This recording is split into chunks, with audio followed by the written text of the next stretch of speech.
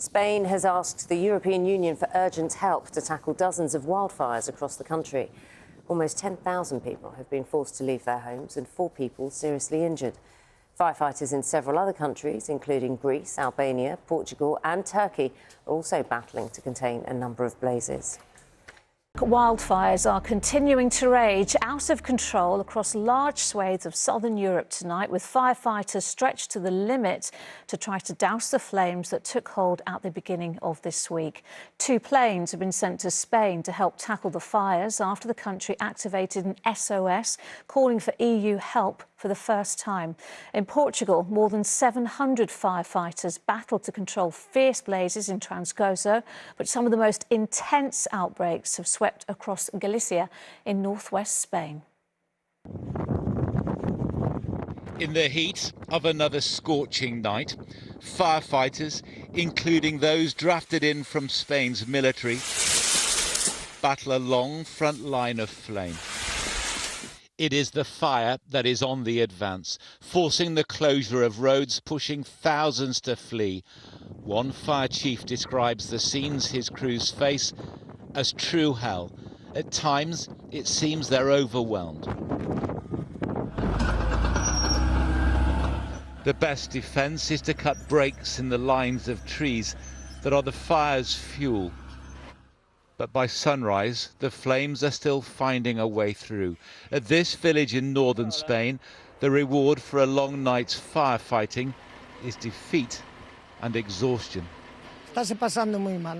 We are having a very hard time, says this woman. It's unbelievable. Spain has sent an SOS to the Mutual Disaster Aid Scheme working non-stop across the south of Europe. It is not alone. Greece, Spain, Bulgaria, Montenegro and Albania activated the EU Civil Protection Mechanism to seek for help with the flames. But for every outbreak extinguished, another comes bursting into vivid life. In Portugal, where fires have raged since the weekend, fanned by high winds, they look in vain for respite. And in Spain, the only water to fall from the skies is dropped by aircraft.